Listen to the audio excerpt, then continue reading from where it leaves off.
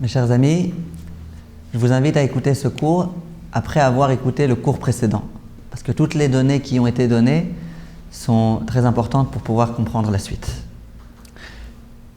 Que se passe-t-il lorsque une femme procède à une vérification interne? C'est-à-dire qu'elle introduit dans le vagin en profondeur un tissu, son doigt avec un tissu par exemple. Et ensuite, elle aperçoit sur le tissu une toute petite tache. A priori, si on réfléchit avec les données que nous avons données la semaine dernière, nous devrions dire que la femme est pure tant que la tache ne dépasse pas une superficie de 3,14 cm². Pourquoi? Le tissu est blanc, c'est vrai. Cependant, il a été introduit dans cet endroit-là, c'est vrai. Ça, c'est des raisons pour interdire. La tache est rouge, c'est vrai. Mais peu importe. On a dit que dans la mesure où la femme, au moment de la vérification, n'a pas senti l'une des trois sensations, pour qu'elle devienne nida, d'après nos maîtres, il y a une condition sine qua non aussi. C'est quoi? C'est que la tache ait une certaine dimension. Donc si sur le tissu témoin, on aperçoit une toute petite tache qui est nettement inférieure à 3,14 cm², la femme devrait être pure. J'espère que vous êtes d'accord avec moi. Si vous n'êtes pas d'accord avec ce que je viens de dire maintenant, il faut bien réécouter le cours précédent, parce que c'est qu'il y a des données qui manquent, c'est dommage. Simplement, viennent nos maîtres et nous disent que ce n'est pas vrai. Ce cas-là, c'est vraiment une exception à la règle. Et ils s'expliquent de la façon suivante. Ils disent comme ça. Nous avons dit la semaine dernière qu'il y a deux types de nida. Il y a la nida d'après la Torah et la nida d'après nos maîtres. La nida d'après la Torah, c'est une femme qui a senti l'une des trois sensations au moment de l'écoulement du sang. Quelles trois sensations? Je les répète très brièvement. La première, c'est une sensation d'ouverture de l'utérus. Deuxième sensation, c'est que tout son corps a tremblé. Troisième sensation, c'est quelque chose de liquide qui s'est écoulé depuis l'utérus jusqu'au col de l'utérus. Et on a précisé que lorsqu'il y avait l'une de ces trois sensations qui avait été sentie, que la femme devient nida, même si jamais la taille de la tache de sang est infinitésimale, est toute petite et ridicule. Dans la mesure où il n'y a pas eu ces trois sensations, alors là, d'après la Torah, la femme est pure, et c'est là que sont intervenus nos maîtres, et qu'ils ont dit que malgré tout, il y a lieu d'interdire dans certains cas précis. Et là interviennent plusieurs facteurs, comme la couleur du support, comme la taille de la tache, et comme plein d'autres choses que nous avons expliquées le cours précédent. Fort de ces données, viennent nos maîtres et disent la chose suivante. Lorsque la femme prend un tissu et qu'elle l'introduit profondément à l'intérieur du vagin, à ce moment-là, il est tout à fait possible que la femme a senti l'une des trois sensations. Simplement qu'elle a supposé que cette sensation provenait du fait que son doigt est à l'intérieur. Ça fait un petit peu mal. Alors qu'en fait, c'est pas vrai. Peut-être que cette sensation, c'était vraiment une véritable sensation. C'est la raison pour laquelle nos maîtres ont dit, de cette façon-là, le Shulchan Aruch a tranché, que lorsqu'une femme introduit son doigt en profondeur dans le vagin, même si la tache de sang qu'elle observe ensuite est toute petite, malgré tout la femme est nida. Ils disent plus, ils disent elle est nida d'après la Torah. Parce que c'est fort probable qu'à ce moment-là, le sang qui a coulé ait été accompagné de l'une des sensations. Simplement, la sensation a été modifiée un petit peu. La femme a eu une confusion des sensations en quelque sorte à cause du doigt qui était à l'intérieur. Voilà ce que nos maîtres nous enseignent.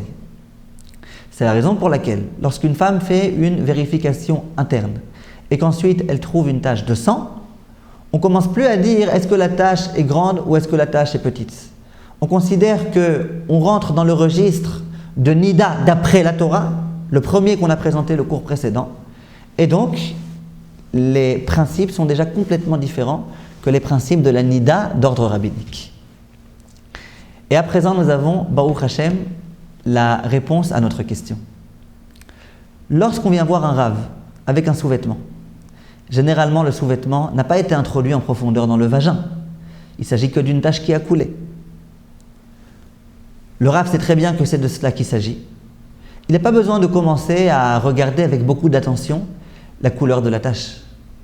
Il suffit qu'il voit que la tache est inférieure à la dimension de gris d'un disque de diamètre de 2 cm pour que le Rav dise c'est bon, on peut autoriser. Donc il suffit que le Rav de loin voit que c'est une petite tache pour qu'il dise il n'y a pas de problème. Pas de problème. Tu n'as pas eu une des 3 sensations, parce que de nos jours les femmes n'ont pas ces sensations-là. Donc on suppose que tu n'as pas eu l'une de ces 3 sensations. C'est une tache. La chose n'a pas été introduite en profondeur. Donc tant que la tache n'est pas grande, on autorise. Par contre, lorsqu'on amène au Rav un tissu de vérification, ce tissu a été introduit en profondeur. Le Rav le sait très bien. Il s'agit là, dans le cas où la femme devient Nida, d'une Nida d'après la Torah. Et on a précisé que Nida d'après la Torah, ça ne nous intéresse pas de savoir quelle est la taille de la tache. Dès que le Rav voit qu'il y a un petit point qui est problématique, une couleur tendancieuse, immédiatement le Rav commence vraiment à se casser les yeux, j'allais dire, pour réussir à définir très précisément la couleur de cette tache. Mais elle est toute petite, tu as besoin parfois d'une loupe pour la voir. Pourquoi tu te sers d'une loupe? C'est moins qu'un gris, c'est moins que 2 cm. Réponse non, ça a été introduit à l'intérieur. Donc il faut vraiment être sûr de la couleur de la tache. La seule chose qui pourra rendre cette femme pure, c'est que la tache ne soit pas rouge ni tendant vers le rouge. Ou qu'elle provienne d'ailleurs, qu'elle provienne d'une plaie, que ce soit une petite saleté qui est venue se déposer sur ce tissu. Mais en tous les cas, si c'est quelque chose dont on pense qu'il provient du col de l'utérus, la femme est impure. C'est la raison pour laquelle le Rav doit regarder avec beaucoup de précaution et beaucoup d'attention.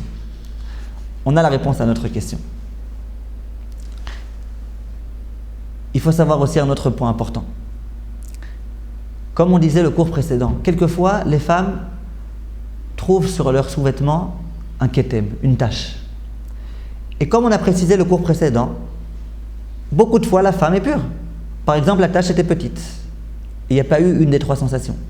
Par exemple, la tache était grande, mais le sous-vêtement était de couleur. Dans tous ces cas-là, la femme est autorisée.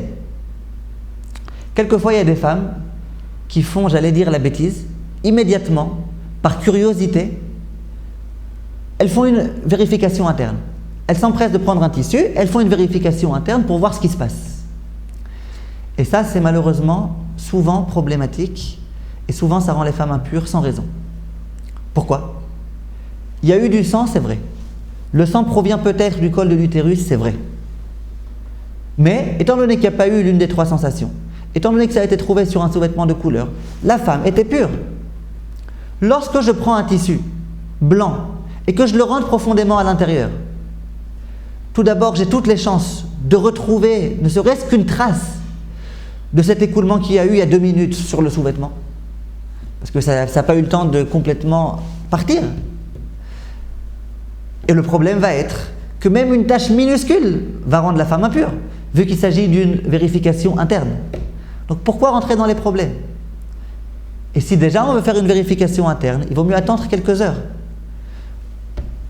Ça, c'est le conseil que je donne généralement. Donc lorsqu'une femme a vu un ketem et qu'elle est encore pure, que jamais elle ne fasse de vérification interne tant qu'elle n'a pas téléphoné à son Rav et tant que lui ne lui a pas conseillé. Et si vraiment elle est curieuse et qu'elle veut faire quelque chose, qu'elle prenne un papier toilette blanc et qu'elle le passe simplement entre les lèvres. Qu'elle ne le rentre pas profondément à l'intérieur du vagin. De cette façon-là, le papier toilette, c'est quelque chose qui n'est pas apte à recevoir l'impureté.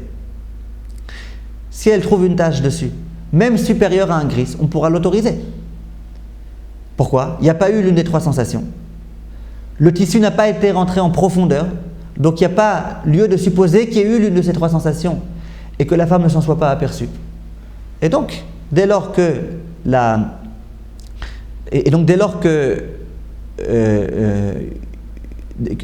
tache se trouve sur ce papier toilette, même si elle est importante, la femme sera autorisée. Et de cette façon-là, elle a pu succomber à sa curiosité. Ceci étant, et dans la même lancée, il y a encore aussi une autre exception, d'après certains décisionnaires. Ça veut dire un cas dans lequel il n'y a pas eu l'une des trois sensations, visiblement, et où malgré tout, on peut rendre la femme nida. Ce cas, c'est une femme qui voit du sang juste après avoir uriné. Certains de nos grands maîtres, et en particulier Ashkenaz, disent que au moment où la femme urine, il y a le même risque que celui qu'on vient de préciser. C'est-à-dire que la femme a pu avoir l'une des trois sensations, simplement elle pensait que cette sensation était due au fait qu'elle urine. Et donc, elle peut penser qu'elle n'a pas eu de sensation, mais en fait elle a eu une sensation. C'est la raison pour laquelle du sang qu'on trouve juste après avoir uriné, certains de nos maîtres disent que ça ne procède pas de la nida d'ordre rabbinique, pour laquelle il faudra que toutes les conditions soient réunies, les 6 fameuses conditions, mais ça procède de la nida minatora. Et donc même sur du papier toilette qui n'est pas apte à recevoir l'impureté, même une toute petite tache rendra impur.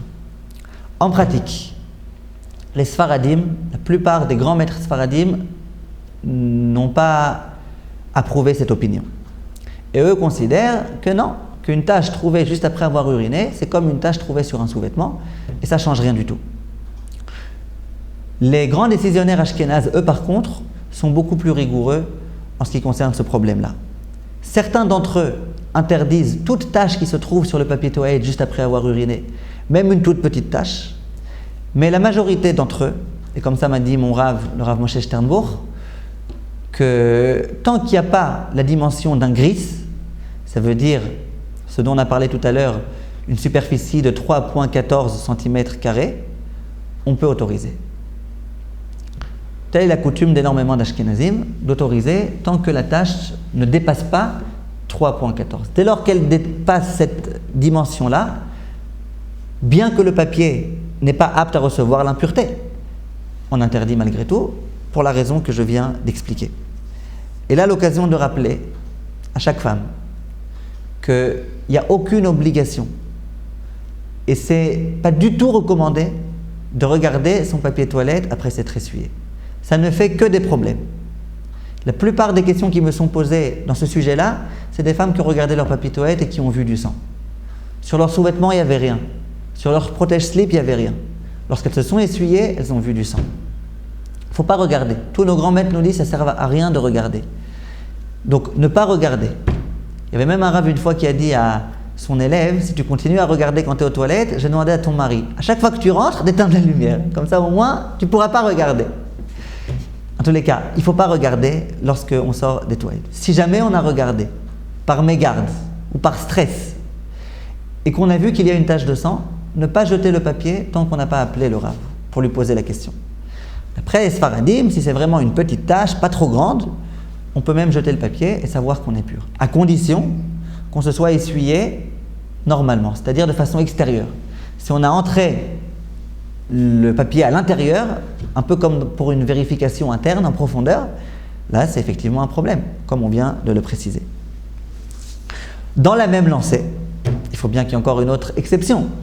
Certains décisionnaires disent que si juste après une relation conjugale, la femme a un écoulement de sang, qu'à nouveau, nous sommes dans le problème de la nida d'après la Torah. Pourquoi ? Pour la même raison.